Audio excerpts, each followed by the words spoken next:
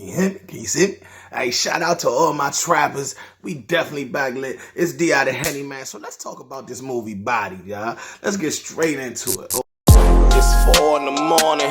I'm thinking about money. I need it, I want it. I can't even sleep. Make sure y'all like, and subscribe to the channel for all things battle rap. This the fastest growing channel in the culture right now. You know what I mean? Far as media. Shout out to everybody doing their thing though. Today we about to get into this Body movie.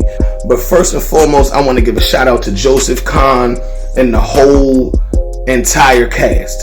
I want to definitely do that. You know what I mean? Because they took the time out to, I think Kid Twist, who is a battle rapper, wrote the script. Joseph Kahn took his time out to bring it to life. You know what I mean? So I gotta give them a shout out before anything. The movie is on YouTube Premium, which is a paid service that YouTube offers, but you can sign up for a free trial, and if you don't like it, you can cancel it after you watch the movie or after you check out all of its features and see if it's something that you want to bring into your monthly bills, because I know niggas got bills, you know what I mean? I know I do, but I already had YouTube Premium because it makes it easier to watch battles without the screen. With the screen times out, you can still hear the audio, and I like to listen to my battles just as much as I like to watch them. Also, I like podcasts, Joe Budden, Drink Champs, all that. So it makes the experience way easier with YouTube Premium anyway. Anyway, what did I think about this movie? I thought it was a fire movie, but I want you guys to understand this.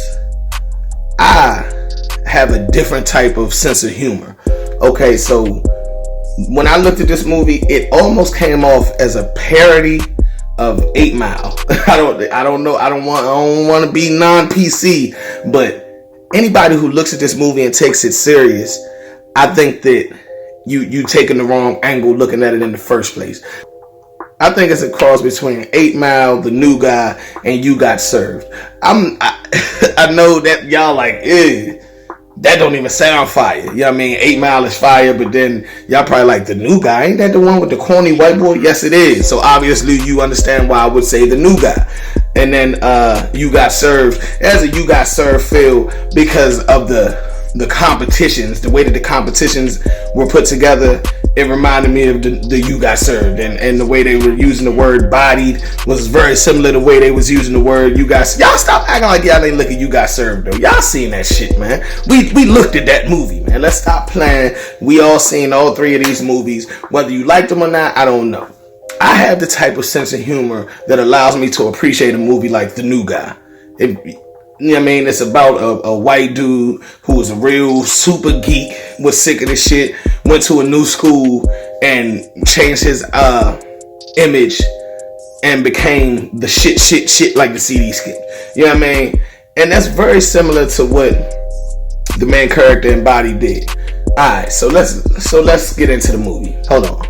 The people I saw in this movie, I saw Head Ice, I saw Big T, I saw Iron Solomon. Iron Solomon came in with some wild shit. Said, hey yo, yeah, my girl wants to suck your dick, and I'd let her. What the fuck? Shit like that is hilarious. It's a movie. Stop taking life so serious. It's a movie, y'all. It's a movie. You think Iron Solomon is really gonna let somebody conceited, Lux and Hollow with a fire 2-on-2? Pat Stay, Ron, Arsenal. Ron had on his name was Groom, and he was really up there proposing to the female. Yeah, Arsenal, Ilmac and Thesaurus, legendary 2-on-2 in battle rap. We had Poison Pen, shout out Lush One, Organic, Daylight. I seen Smack in there, Norbs, and then some of the main characters. Disaster had a major role in this movie. Shout out to him. He definitely a pillar in the culture.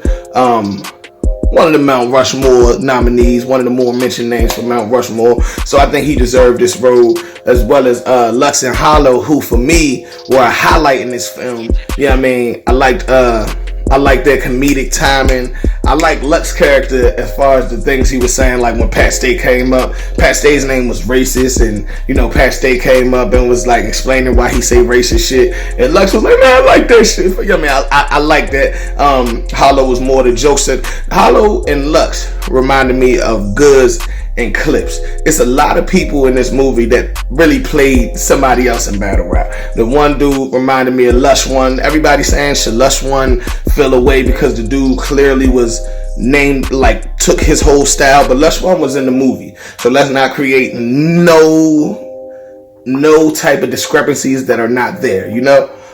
And then Dumbfounded had a real big role in the movie also. So let's get into this movie, y'all. It opens with the main character doing a study with his girlfriend on battle rap. You can tell he actually enjoys battle rap, where she is trying to understand it, but she's trying to understand it with a bias against it. She's not feeling it for real at all. Okay, so he already is kind of in love with it. He thinks it's the new type of poetry. He's on a study on the use of the N-word in battle rap. I don't know how. Anyway, so when he takes her to do this study, the study is about the N-word, nigga. You know what I mean? The study is about the word nigga. He meets a guy named Ben Grimm.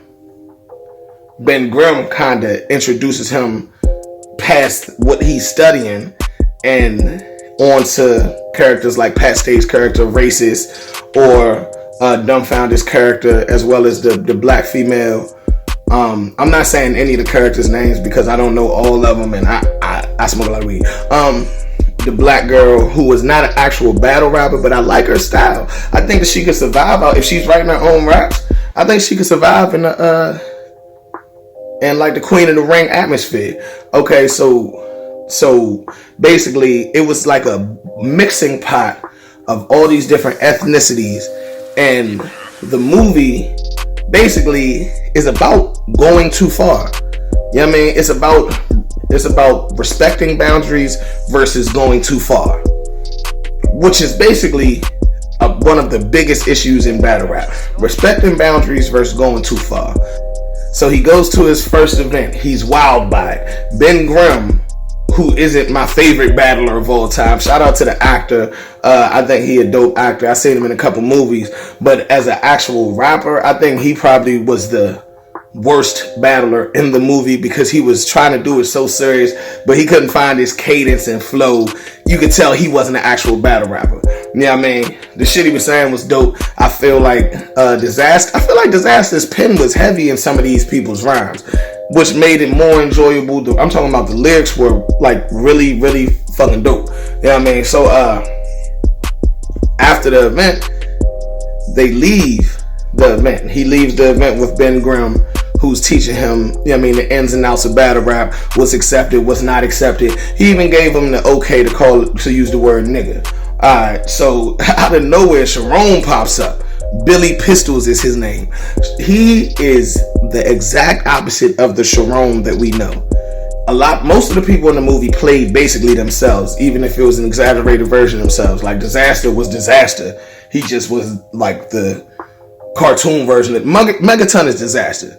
You know what I mean? Let's be serious. He even his opening act, he was even knocking somebody out very similar to the way that he jumped on Mav with the get out my face, get out my face, get out my face. You know what I mean? That was his opening scene. That was Disaster. He might not carry around big ass machine guns at events, but that was Disaster. Whereas Sharon's character was the opposite of Sharon. Billy Pistols was a super wannabe black dude.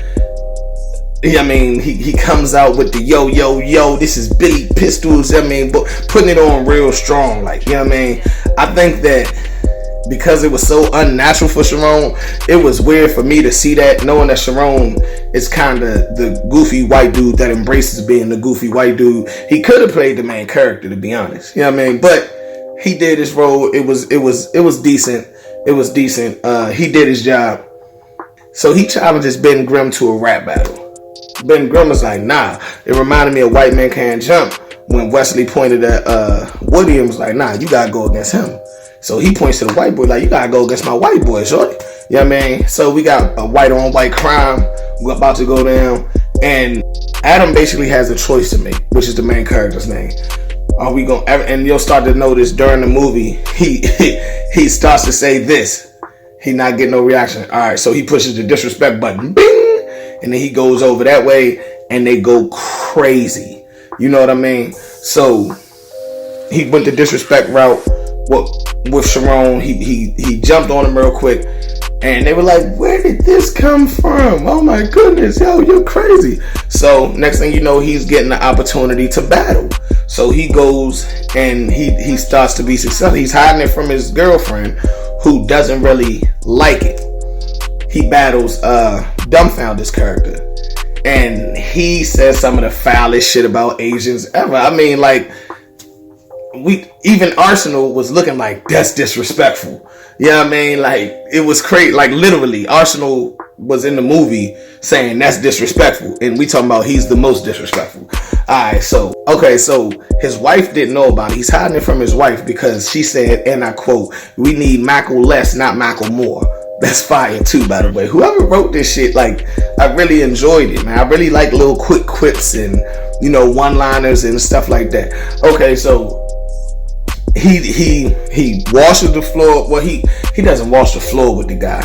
He did pretty fucking good though. You know what I mean?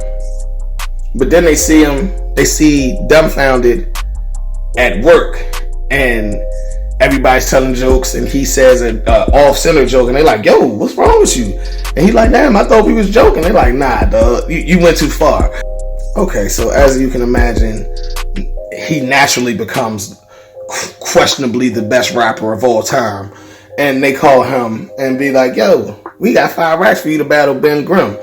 Best friends. Now with the lines is all blurred. He's went home and met this man's wife and sick daughter and all that, so he knows personal things, but they agree to keep it not personal. They get in front of each other. Of course they go personal. You know what I mean? Like real personal. It was bad. Then it's crazy enough. This is why I say it reminds you got served. These two are going at each other, and then Lux and Hollow are switching sides back and forth between who they think winning. So the two, Ben Grimm and Adam, join forces to go against Lux and Hollow. Crazy, dog. And Lux and Hollow were fire. They are fire 2-on-2. I'm gonna need to see them on Double Impact. I don't give a fuck. I need to see it. Alright, so I basically gave y'all the synopsis of the movie. Yeah, I mean, I hella spoiler alerts or whatever. Go watch the motherfucking movie yourself. Okay? I'm gonna say that much. Now on to the controversy of it. Do I think that this movie is somehow, what's it called? Cultural appropriation or something? You know, do I think that? No, I do not think that. A guy named Kid Twist, who has been involved in the culture for a long time, wrote the original script for this movie. Yeah, I mean, Eminem, who I mean is a part of the culture apparently. People got mad at me for saying that he was helping the culture but didn't have to. Yeah, I mean, because he's not I don't think that he got his success from being a battle rapper. But apparently when I said that, people took it a certain way. So I'm gonna go with the flow. Eminem is part of the battle rap culture. So how can we call this cultural appreciation? This is the second movie that Eminem put out about battle rap. The first one was a more serious one. This one is a comedy, and you got to take it as a comedy and accept it as a comedy. And it's awesome. The lyricism in this movie is awesome. Is it corny? Yes, it's supposed to be corny. The main character, Adam, is supposed to be corny. Sharon is supposed to be corny. Pat Stay's name is racist. It's supposed to be that. You know what I mean? It's kind of like they're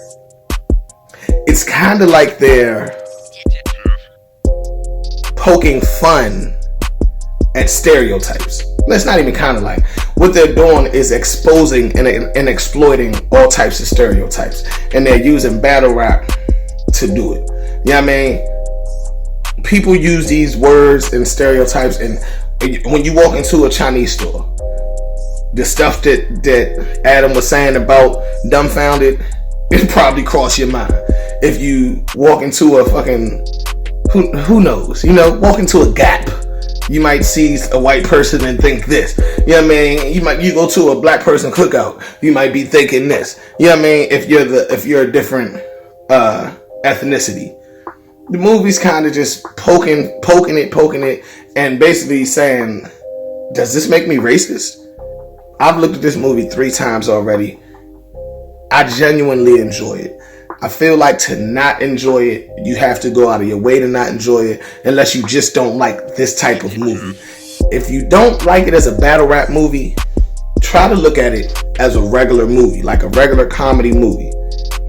The movie basically exploits how serious battle rap is not. It's we take this serious as a culture. People get paid for it. People live off of it. But as far as the words that are said inside of the ring, they should not be taken as serious as maybe things that are said outside of the ring. That's why some of the things that he said to Dumbfounded outside of the ring were looked at like this, but then he did a whole round about it. Nobody said nothing. That's why Disaster's running around with a big ass gun, acting like he a gun-toting gangster. But then when somebody fuck his girl, he like, yo, we're gonna battle rap like men. Does that even make sense? No, we're gonna battle rap like men because you hit my girl, who's a porn star, by the way, and her titties were nice. I give this movie an 8. I give this movie a 7.5, 8 out of 10. I liked it. I liked the writing of it. I liked the lyricism of it. I like the purpose, the corny on purpose thing that they did. I think what they did personally is they did it, they made the movie, but they made it where they left room for a more serious angle battle rap movie to come out. One that might tell more of the urban side of battle rap. You know what I mean? That might speak more to just the urban side, the URL crowd, the East Coast crowd. You know what I mean? This was clearly a California type story. You know what I mean? They did it. They based it in the Bay Area, Oakland to be exact. You know what I mean? Instead of calling it the Fresh Coast, they called it California. Instead of being on real nigga time, they was on hip hop time. You know what I mean? So they switched some obvious things in the culture that we have to fit the movie. I think they did a good job, man. I want everybody to check this movie out for yourself. Don't let anybody bleach your opinion on this movie. I give this movie a solid 7.5 out of 10. As a movie, I don't look at this as if it's supposed to represent the full battle rap culture, because it's not. It's clearly not. You know what I mean? Like, I don't think that they sat down and wrote, yo, let's write this movie as a super serious battle rap depiction. Let's show them what this culture is like. No, they focus more on what's crossing the line, what's not crossing the line. You know, let's have fun with this.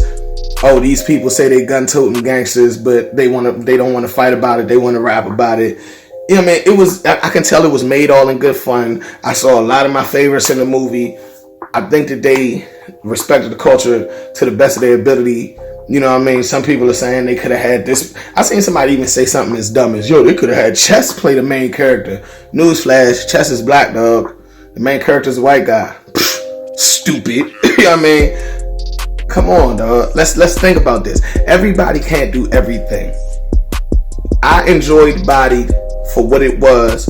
I suggest that you sit down and try to enjoy it. If you don't enjoy it, that's fine. There's nothing wrong with it. It's nothing wrong with not enjoying the movie. But if you love this culture, give it a chance so they can see that our culture puts up numbers, so that maybe we can tell the battle rap story that y'all want us to tell. You know what I mean? Highlights of the movie, easily Lux and Hollow, easily Disaster's character. Low points of the movie is Billy Pistols, but I think it was written like that. Also, the fact they didn't have Henny in the jump. You know what I mean? Other than that, I think they did a hell of a job, y'all. I think they did a hell of a job. I think the culture needs to stand up, respect, and support this. I appreciate what y'all did. I feel like this recap has gone too long already, or this review. I've never done a movie review, so y'all let me know in the comments how y'all think I did. Battle Rap Trap, we got the streets. It's Henny, nigga. It's 4 in the morning. I'm thinking about money. I need it, I want it. I can't even sleep.